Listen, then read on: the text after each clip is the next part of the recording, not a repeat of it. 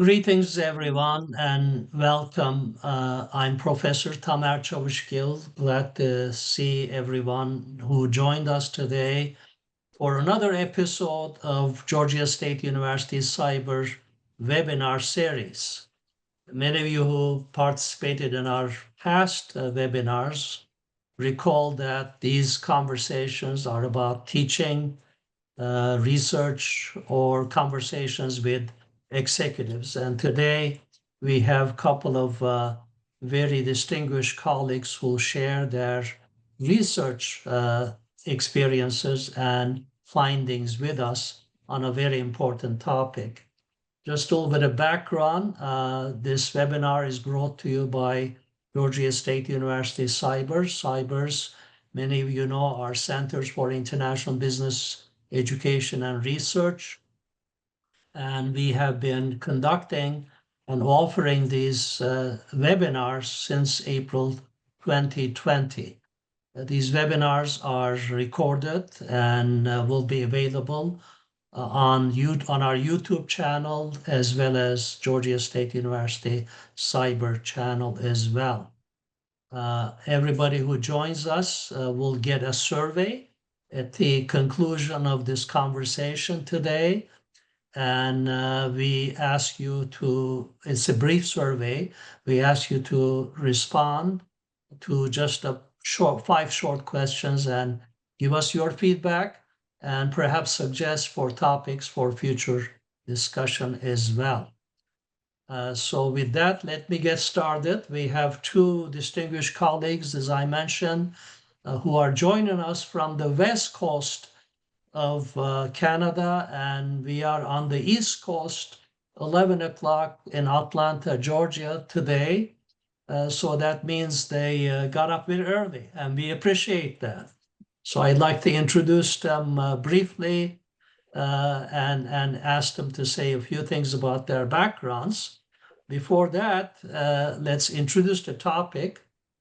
Obviously, the world we live in these days is highly disruptive, highly uncertain, highly unusual, ambiguous. It's typically called the VUCA environment: volatile, uncertain, ambiguous, etc. So the question they had, which led them into this series of research in two countries, was how do firms respond to these uncertain and disruptive times? What do they do? How do they create and pursue new opportunities, new business growth opportunities? So they'll be sharing their research on that topic. Interestingly, conducted in two different, very interesting emerging markets. I'm not sure if we want to call them emerging markets anymore because China is already well developed, so is Tunisia. So China and Tunisia make up the background for their research, where they've been talking to business people, conversing about their business activities and how they go about identifying new opportunities and pursuing growth opportunities for their companies. So that will be the discussion today. So I'm very happy to introduce these two colleagues of ours. First of all, Professor Linda Shi, who is an associate professor. Linda, I know you've been working on marketing strategy issues, China marketing, customer relationship management, global account management, and similar research, but I'm going to ask you to say a little bit more about your current work at the University of Victoria. I should say both colleagues represent Gustavson School of Business, University of Victoria, Canada. Anybody who has not visited that island needs to do that soon because it's a beautiful island and it's a distinguished business school. Our second panelist today is Professor Wade Danis, who actually was a colleague of ours, distinguished colleague of ours at Georgia State University some time ago. We're glad to see you, Wade. I know you've been working on global strategy, other IB issues, international entrepreneurship, global strategy, and emerging market topics as well. But this is a very short and inadequate introduction. So let me ask each of you. Linda, we'll start with you. Say a few things about your background and what you're currently involved in both teaching and research. I'm doing international global marketing strategy teaching. In terms of my research, like I remember we have been working together on global account management. In addition to that, I'm working with Professor Wade Dennis on international entrepreneurial opportunity recognition. This is our today's main topic, in which we studied born global firms from China and Tunisia, and we conducted both qualitative and quantitative research. Other than that, recently I'm also studied bicultural immigrants. So you know that in Canada, over 50% of our population speaking at least 2 languages. So we are bicultural immigrants. So I studied cross-cultural consumer psychology, especially how bicultural different from monoculture. Hopefully we'll talk about this topic. Thank you. How interesting, and really contemporary topics, both the immigrant populations who have become part of the Canadian social fabric, as well as senior people and their consumption and marketing behaviors and so on. So it's very, very, very intriguing. So we certainly look forward in future conversations, learn more about your research, Linda. And we have our colleague Wade Dennis, who's also at the University of Victoria. Wade, if you want to say a few things about your current work, teaching and research, also that would be great. Sure. So first of all, thank you everyone for joining us. We're looking forward to this conversation, and thanks Tamara and Paula and GSU-CIBER for hosting us. So yeah, broadly speaking, both my research and teaching interests center on strategic management and entrepreneurship in a global or cross-cultural context. So I've taught those topics at everywhere from undergraduate to PhD. And in terms of research, I'm broadly interested in how different institutional, national, or cultural environments shape entrepreneurship or entrepreneurial behavior. So I'm particularly interested in how opportunities are recognized, and again, how cultural or institutional predispositions kind of inform that process. So a lot of my most recent research with Linda and others has focused on that. We talked a little bit about the British Columbia context, and something that I've been interested in since working at Gustafson is Indigenous entrepreneurship. So some of my more recent work is not only in a cross-national context, but looking at how Indigenous values shape conceptions of entrepreneurial opportunity. I've also done a little bit of research with some doctoral students in the area of linguistic diversity. So most multinational corporations are multilingual, and managing communications in that context can be challenging. So a couple of my doctoral students have developed interest in that area, and I've been working in that space a little bit as well. Fascinating. So good to hear about this very, very interesting research, Wade, and I'm sure we'll be able to follow up on some of this. For those of you who joined us, if you have any questions or comments for our panelists, please use the chat or Q&A function, and we'll try to monitor those as well. So Linda and Wade, I know this recent series of research that involved China and India looks at how firms break into new markets, how they go about identifying new opportunities, both through, I guess, a couple of strategies that you identified common to their work, creation and discovery, you call them, how firms go about pursuing previously overlooked markets or underserved opportunities, as well as discovering new opportunities. So that's kind of interesting. What got you into this kind of research? And then you already said you are looking at smaller, more entrepreneurial firms. Some of them may be called SMEs, small and medium-sized enterprises. And also the context, obviously, is interesting. The contrast, also China and Tunisia. How did you come about? What was the motivation behind your research? If you could, Do you want me to start, Linda? Sure. So personally, I was doing some research with colleagues several years ago in the context of other emerging markets, namely Central and Eastern Europe in the kind of post-communist context. And we were looking at how entrepreneurs in that context discovered or knew about entrepreneurial opportunities.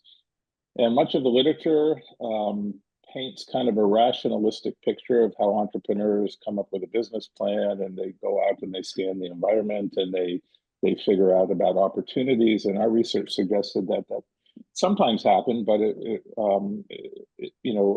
was not as programmatic as that. And we actually found out that many entrepreneurs find out about opportunities by accident or serendipitous means. So this kind of suggested to me that the process of opportunity recognition is more nuanced and varied than much of the academic literature portrays. So that was my entree point into some of the research that Linda and I are doing with regard to opportunity discovery versus creation. So kind of noting that the entrepreneurial landscape is a lot more varied than the literature would suggest. Very interesting. The Tunisia and China context obviously is very interesting too. What was that? I mean, you talked about serendipity, which I believe a lot in serendipity, but I'm sure there was some other reasons why you chose those two countries, apart from they are very dynamic, interesting, and prominent members of the emerging markets. Yes, that's right. That's right. I was born in China, so naturally I have connection with China and Tunisia. We have great colleagues from Tunisia, and as a university and school, gossips and school business, we had collaboration with Tunisian government to help them with entrepreneurial development. So my intense interest started from the seminars and the conversation with both my academic colleagues and also practitioners, the real entrepreneurs. In Vancouver, there are a lot of Cantonese entrepreneurs. So they were born in Guangdong province and they traveled to Vancouver and they started very successful business. And I was invited to join their conference. So every year they have their own conference. So they met each other and talk about each other's business. So I heard really, really interesting stories about how they recognize opportunities. It's very difficult for them to survive at the beginning, but later they all became successful premium businessmen. Certainly number one Cantonese businessman is Carson Lee. He's not quite old, but he's like a role model. He usually gave a video speech to the conference. And then for Tunisia, I was amazed by how they create opportunities. Arab Spring, Tunisia in 2010, Arab Spring. It's because a young university graduate, he committed suicide because of the unemployment.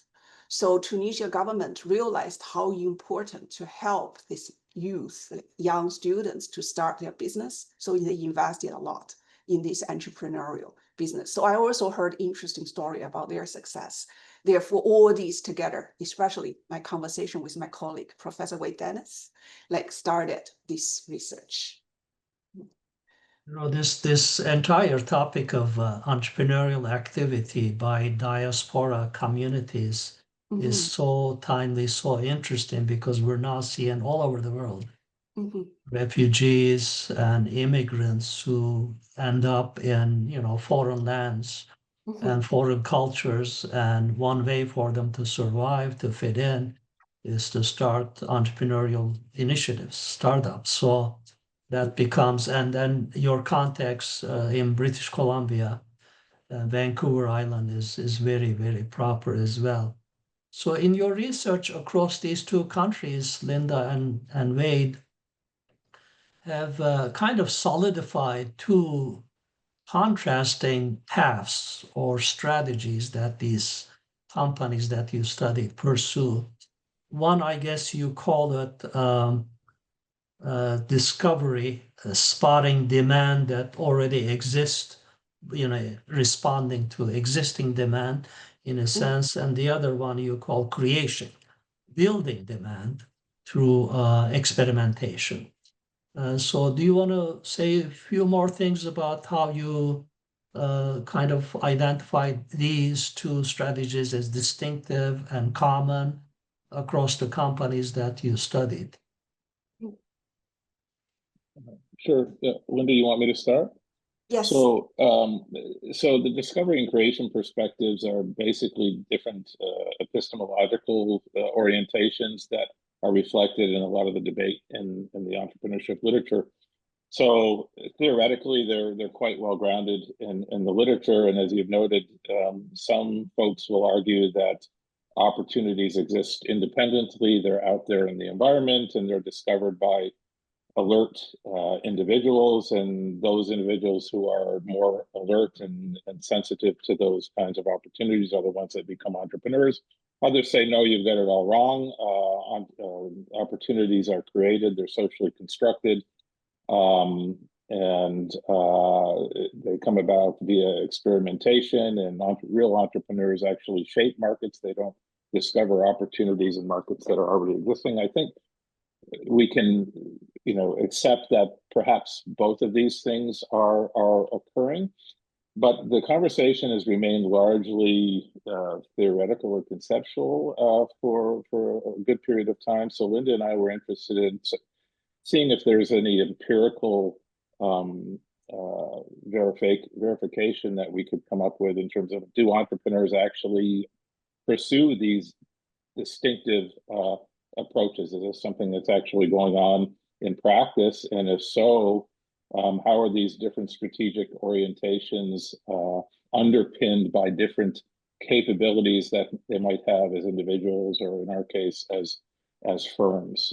So that was kind of our orientation. I don't know if that gets at what we're asking, Tamara, or not. Really interesting.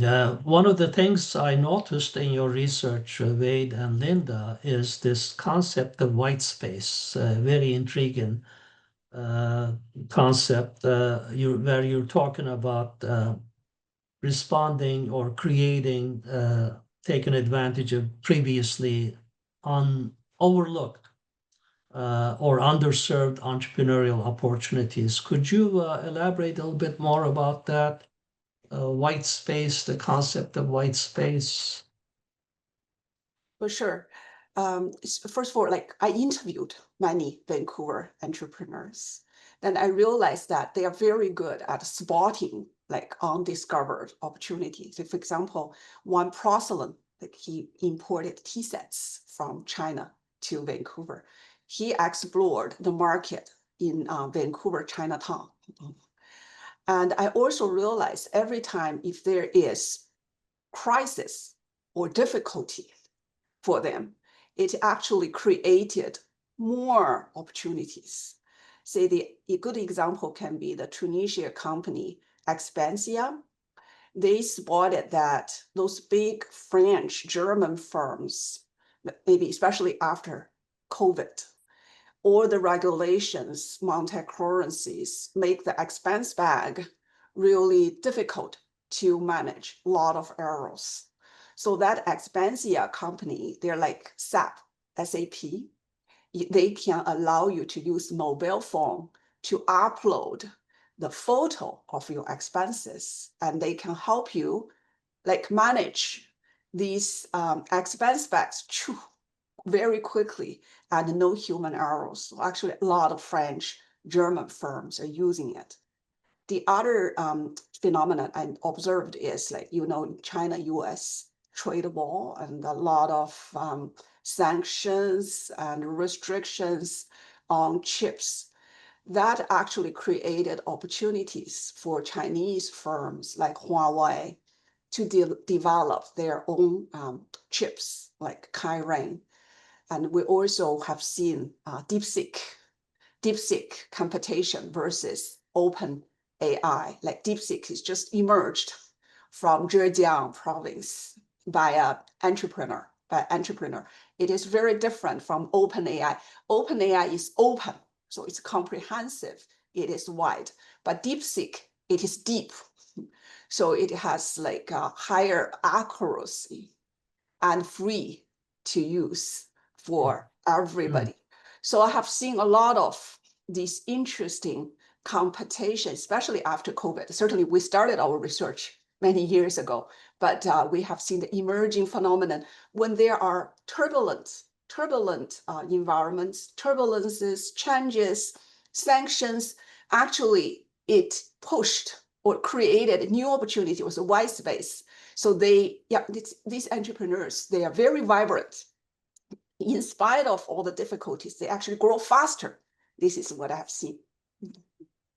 It's very interesting illustrations too, both Expensia, you called it, from Tunisia, I guess an expense management software company, as well as Huawei, how they pivot and pursue totally different strategies in the I guess face of adversity, right? That's right. Either the sanctions that you talked about in the case of Huawei, for example, other disruptions that may be not just regulatory, but it could be technological or customer-related disruptions as well. So then the question becomes, how do firms retain their resilience and be able to cope, overcome, mitigate these adversities and find new paths for growth? And both of those companies seem to have done well in the face of adversity. So coming to this dual strategies of discovery as well as Creation. yes, creation and discovery strategies, you call them. Do you find cases where companies may be pursuing both? I mean, are they necessarily overlapping or independent from each other? And what happens if companies are pursuing both of them together? Maybe, Wade, do you want to comment on that, or either of you?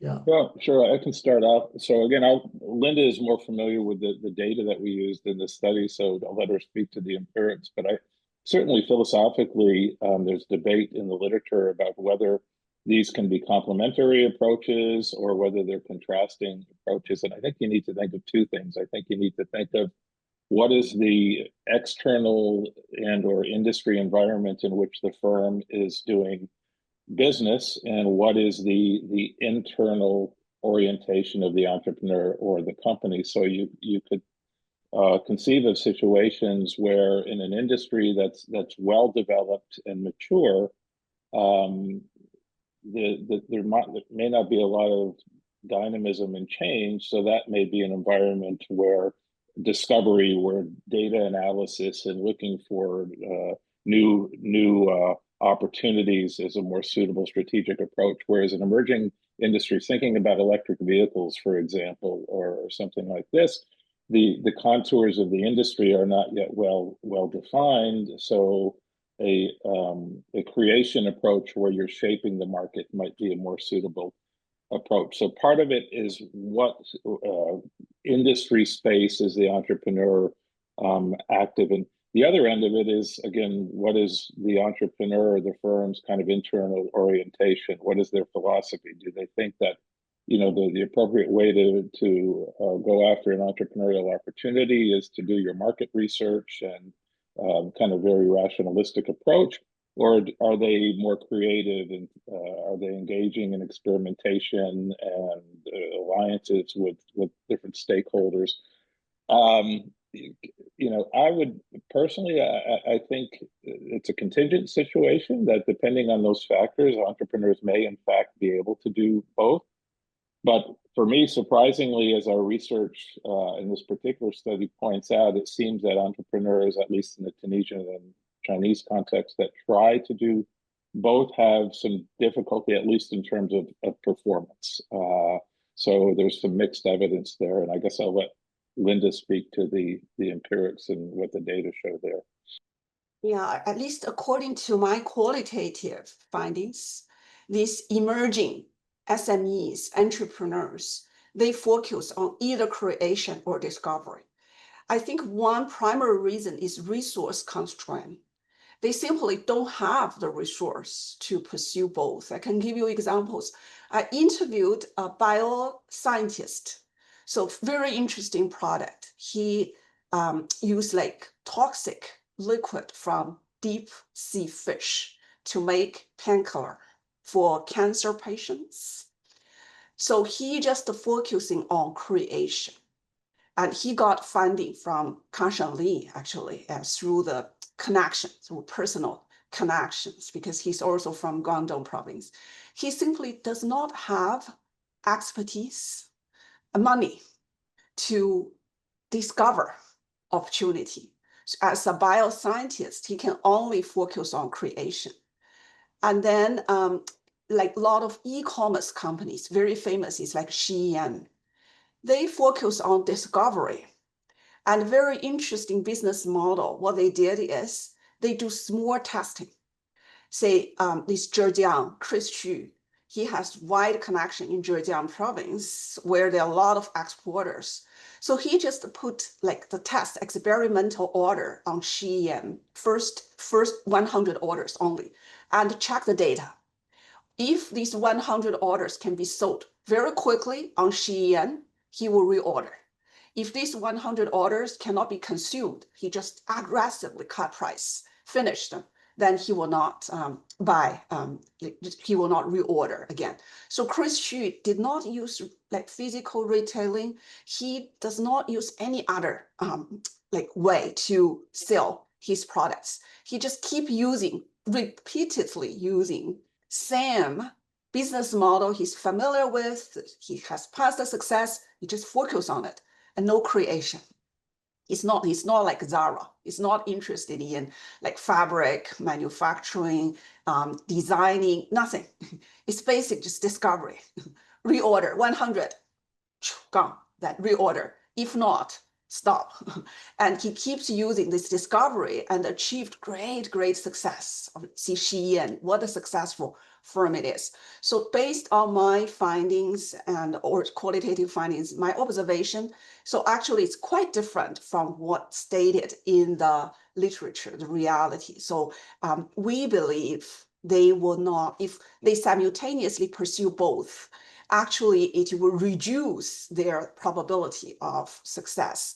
But if they can focus on one and do it really well, it actually will increase the survival rates of entrepreneurs.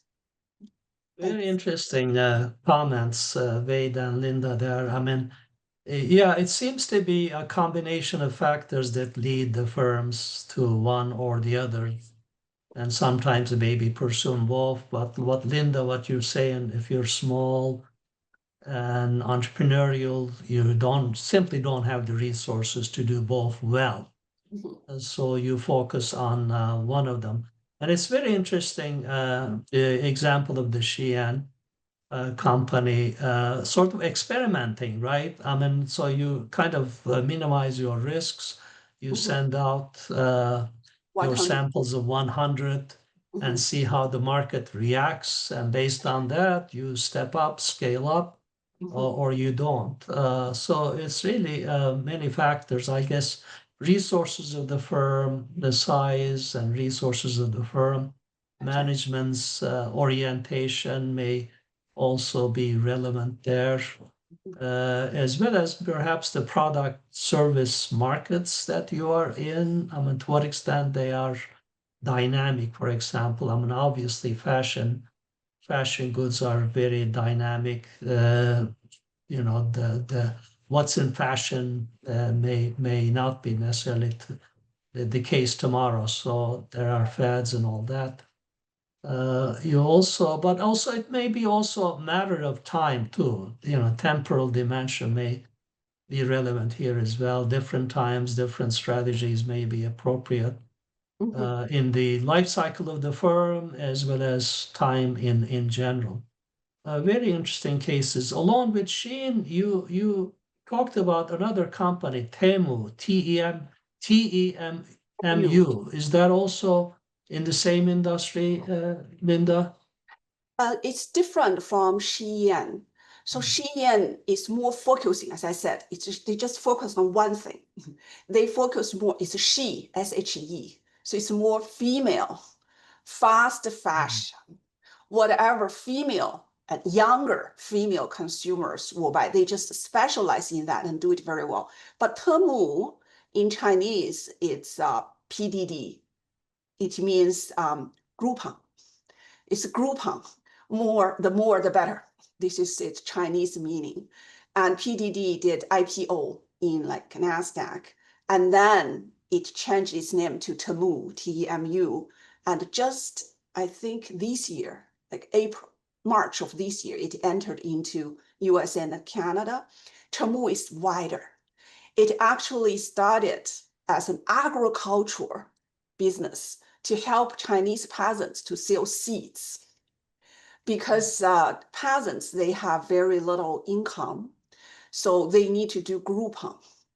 They work together as a group so they can get aggressive discount. So the idea is from agricultural villages of China. And because of from birth, it's like agricultural business.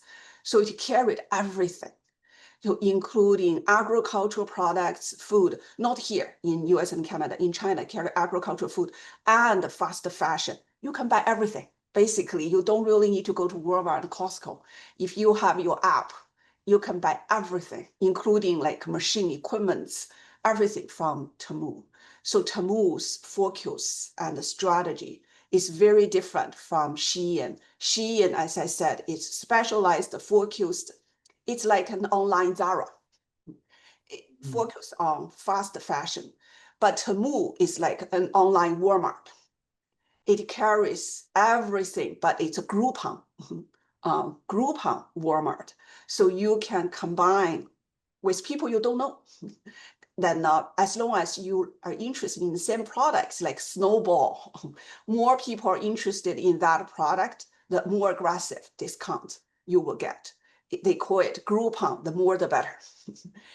This is the competitive advantage of Temu. But then Temu came to USA and Canada, very competitive. I think they're threatening Amazon because they offer price much cheaper than Amazon. If you buy at $30 in Temu, probably $15, even less, because of that business model. So as long as you can get more people interested in the same product, you get discount. That's the idea.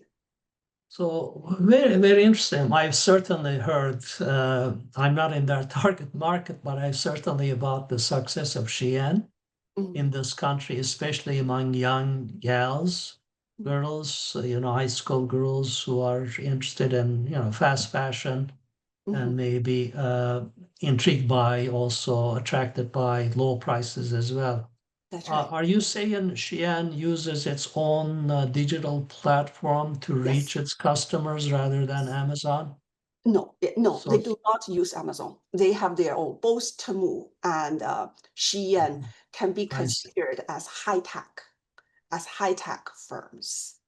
They Interesting. have their own. They invested a lot in developing their own app and digital platform. It's actually a bit easier to use than Amazon. It's simpler. And they are more mobile phone friendly than Amazon. So for Amazon, it's still better if you use on PC.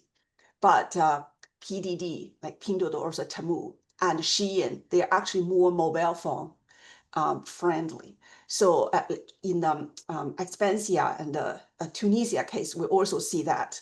Actually, what's interesting is in these emerging markets, you may not have bank account, but you have mobile phone.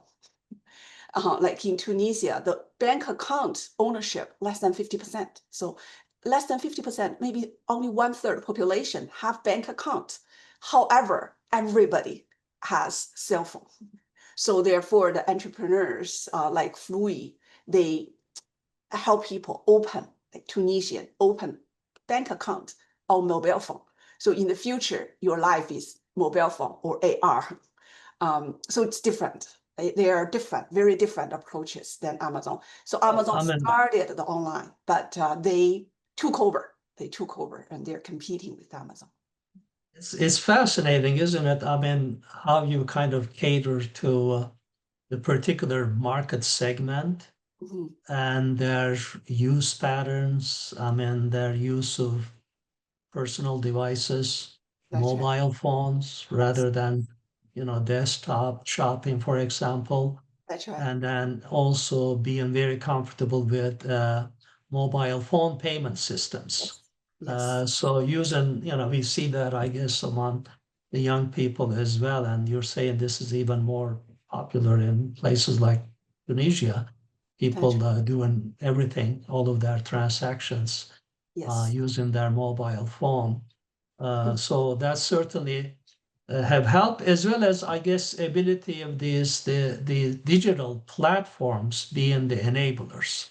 So having their proprietary, their own digital platforms have seemed to really, enabled companies like Shein and Temu survive and become, major names and dominant competitive players.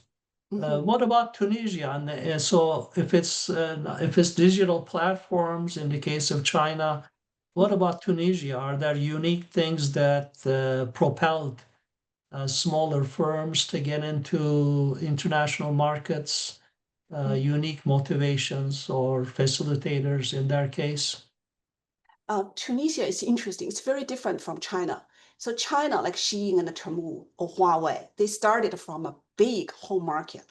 So they raised the capital first from their home market and then started to discover opportunities like Temu, PDD. They even had IPO in NASDAQ before they really came. But Tunisia is a much smaller, like 12 million, like much smaller country compared with only 12 million people. And they are not even an oil country. So they do not enjoy the advantage of the big home market. However, Tunisia is the most vibrant entrepreneurial country in Middle East. So small Tunisia even started Arab Spring. It's because of the young entrepreneurial university graduate committed suicide. So they are fairly good at creation. I can give you a few examples that they are really proud of. Like InstaDeep is a biotech AI. It can generate solutions using AI very quickly. So what we have heard is in the future, even bioscientists' job may be replaced by AI. Because bioscientists, you need to generate like solution. You find the solution, took a long time. But AI, because of computation power, and they don't sleep, they don't eat, it's 24 hours a day, 7 days a week. So they can generate solutions much faster than scientists. So as a scientist, you only need to verify. You really don't need to generate that solution. So this InstaDeep company grew up fairly quickly, and then they formed an alliance with BioNTech in like Europe. So they now have headquarters in both Paris and Tunisia. So I'm very impressed by how creative and how well they can develop technology. So we, as university and our business school, collaborated with Tunisian government because they really want to cultivate the young entrepreneurs. We provided training to them. the other initiative they did is called Go My Code. So because a lot of entrepreneurials and youth, they want to access technical knowledge, but they don't know how to write code. So these companies actually have standardized curriculum online. Then they also offer in-community offline teacher to like 后装 to these young students. So think about that. You can read textbook online, and your neighbor can teach you how to write code. So through that training hub, they can train the young entrepreneurs. Then it became so successful. Therefore, they replicate the same success to the other African countries, to the Sahara countries. So it expanded to become an international company. So they are path is different from China. So in summary, China's path, these entrepreneurs usually take advantage on their big home market. So like Lenovo, Huawei, Temu, they even did IPO in USA first. They raise large capital, then they develop a big platform or products, and then later they entered into USA and Canada. But this Tunisian firm, they just created a new business model, a new technology like InstaDeep. And then by nature, because of that creation, it traveled naturally. It's not man-made. It traveled naturally across countries. So the other countries just learn from that and they think, wow, such a great idea, please come. And then they traveled naturally across nations. This is my observation. Thank you. Fascinating again, Linda. Thanks so much for all those insights. Essentially, what you folks are saying, context does matter. That's right. The particular country context, certainly the contrast between Tunisia and China and what propels companies, what advantages kind of facilitate these companies to get into the international scene. And that's related to a question by one of our participants here, by our colleague, Pınar Büyükbalcı from Yıldız University in Istanbul. She's asking what specific emerging market-specific factors unique to emerging markets do you think affect the firm behavior that you observe here? And do you think the opportunity identification oriented firm behavior will be different in developed markets, advanced economies?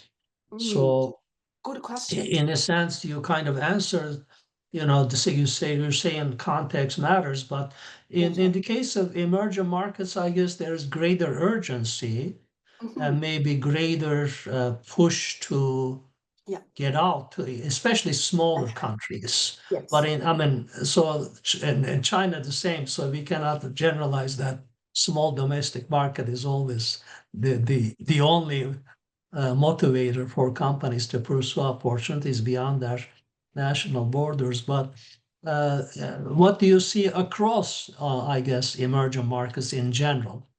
Maybe Linda first and then Wade. I think they're more turbulent.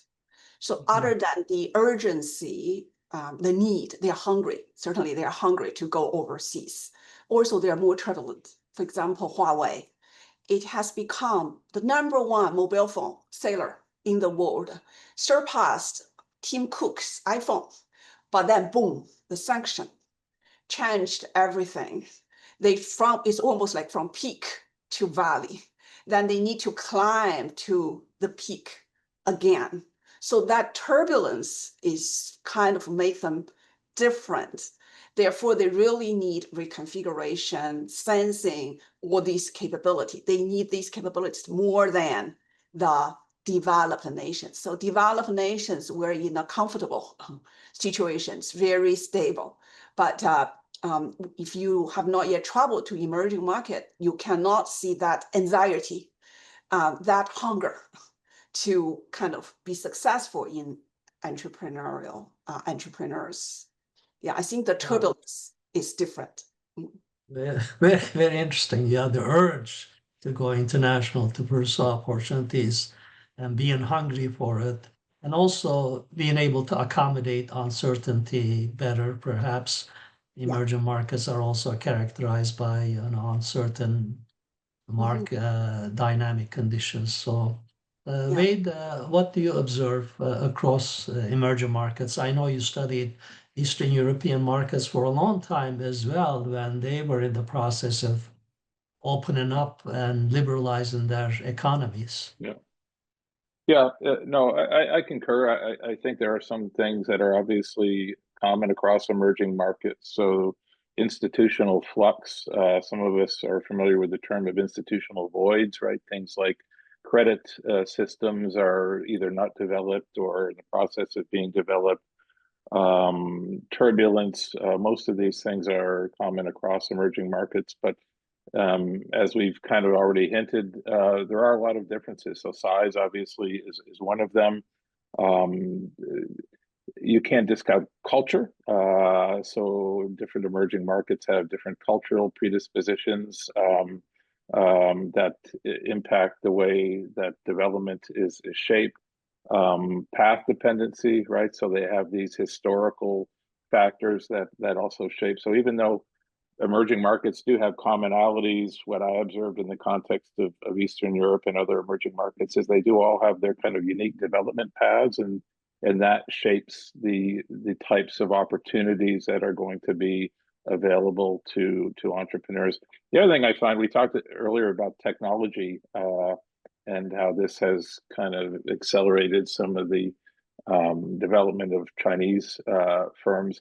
One thing you often see in emerging markets is technological leapfrogging, right? So I remember when I was back in Hungary, living and working, my wife was waiting 5 years for a telephone, and eventually, shortly before we moved to the US, she finally got her telephone after waiting 5 years. But it was irrelevant because mobile phone technology had surpassed that, right? So technological leapfrogging is something you often see in emerging market contexts that some often enhances entrepreneurship and entrepreneurial opportunity. So those are some of my thoughts on emerging markets and how they are both common in some senses, but also very distinctive. Very interesting. I spent, similar to your wife's experience, we spent a number of years teaching in Turkey, in my native land. And those were the times when you applied for a telephone and you waited for years. And in my case, the approval for a new phone number for me came only after I left the country. So it didn't do me much good. So you're talking about culture.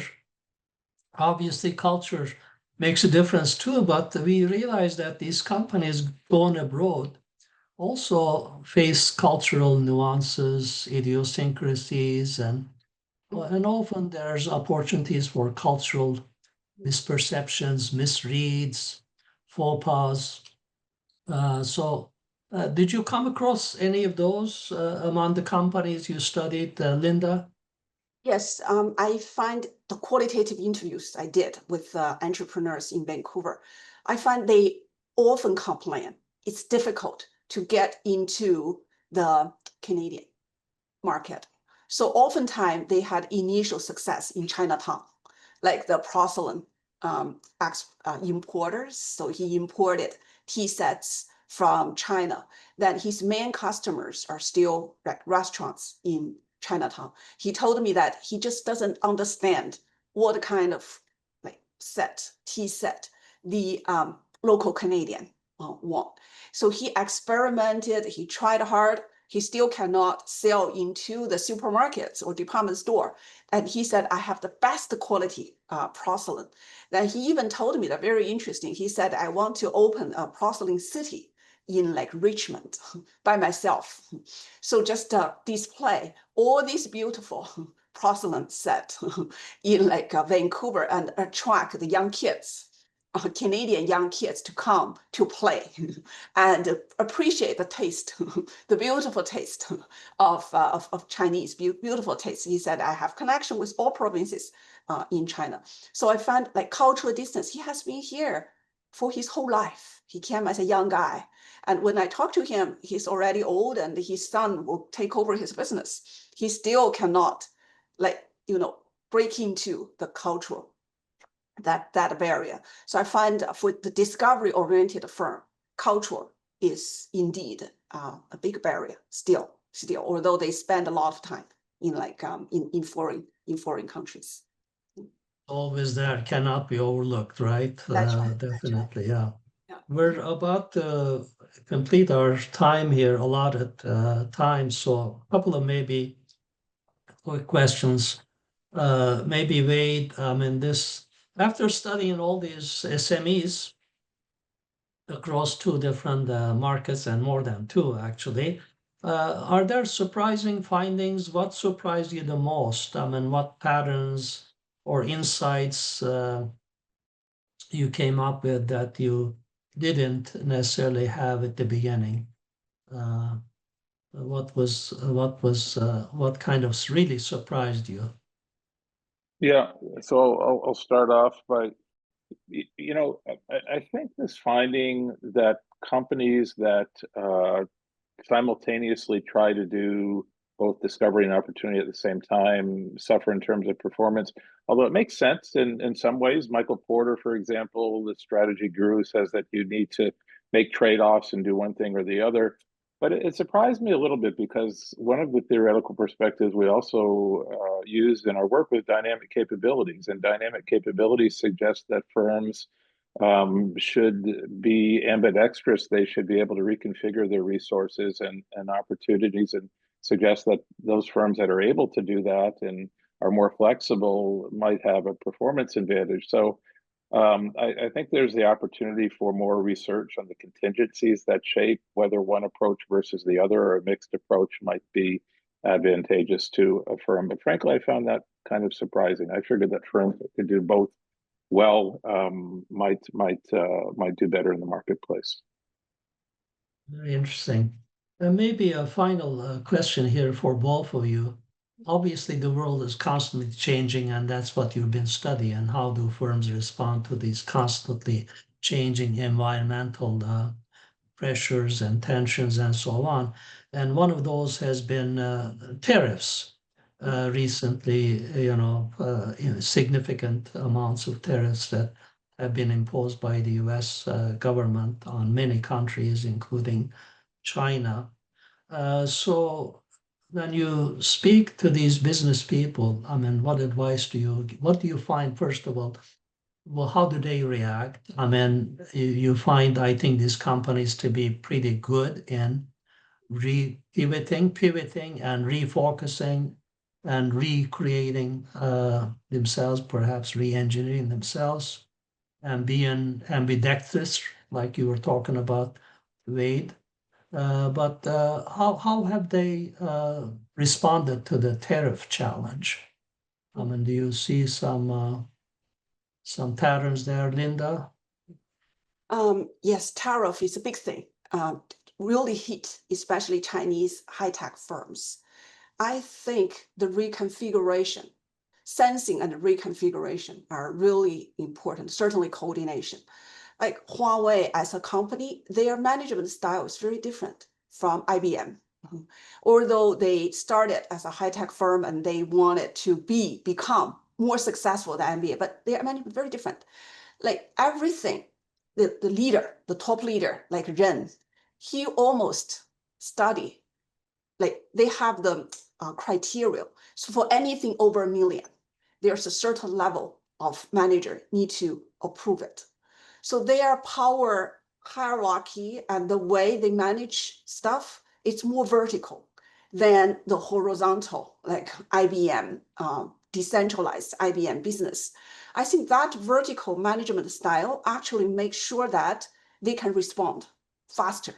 Because as long as Ren or like CFO or the chief executive can make a decision, then they change and reconfigure very quickly. And that sensing, like they have a lot of labs across countries and a lot of ties. So they sense information and they study the solution quickly. And they are not afraid of experimenting, trial, error, and they can quickly fix any errors. So I remember I interviewed Huawei manager. I was, it's a surprise to hear how they manage Huawei. That's actually because I did global account management studies. I interviewed many like Western managers. I can see big contrast. So I would say in this turbulent world, find your way to reconfigure will be really important. And you need to understand the context and the challenge you are facing and figure out your unique way to reconfigure. Simply copy the past success of IBM and iPhone may not be enough because things are changing. Like Huawei developed their own reconfiguration strategy. I think that makes them, like, although they drop from peak to valley, but I can see that they are slowly climbing again because they have that fast responding and reconfiguration capability. Well said. I mean, finding a way to mitigate and to find a new way to compete, constantly being in search, I mean, is the way to go. So I'm going to give each of you just a minute or so to wrap up and also maybe offer some final remarks, final comments. But I do want to thank you both for these really wonderful insights. I mean, your research have enlightened us a lot, and we look forward to your papers, reading your papers, outcomes of your research as well. So with that, some final words, maybe Wade first and Linda. Sure.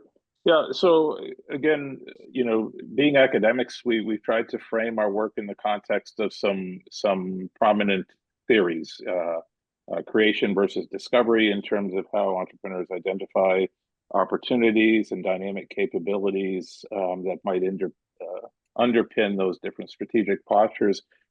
The reality is when you get out there and talk to entrepreneurs, the pathways by which they find out about and leverage entrepreneurial opportunities are varied, right? There are a lot of contingencies, a lot of contextual variables, and it occurs to me as I do this research that there are many stories to tell. And although we try to kind of come up with stylized theories, I think we really need to get out there and speak with entrepreneurs and do more of that. And I think that's fundamental to kind of improving our knowledge about how these processes happen. So I look forward to more research in this area and going out and speaking with entrepreneurs in different emerging markets and developing market contexts to learn more about this topic.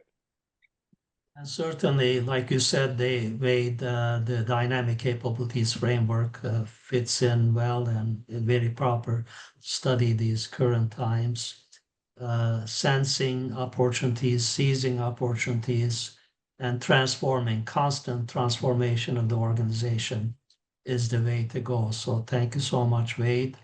Linda, some final words of wisdom? Oh, thank you. Thank you. I also hope to call for more research on Born Global, on international opportunity recognition. I find like more I study this area, more interesting topics I have seen. So this creation discovery paper, they are under third round, right? Wait, it's fourth round under Journal of World Business. Hopefully we'll get good news soon.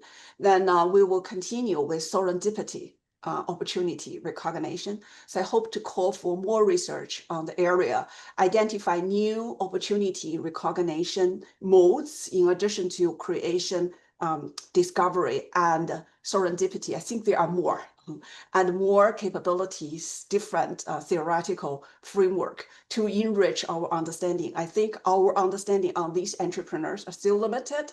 They have already done far lot than what we have studied. So we need to speed up to catch up the entrepreneurial speed. Thank you. Wonderful. Well said again. Thank you so much, Linda. We look forward to reading your papers as well. Good luck with that. But I do want to thank you both for inspiring us, sharing your research findings, and getting to know you a little bit more. So thank you so much for the time you spent with us, early hours in your case.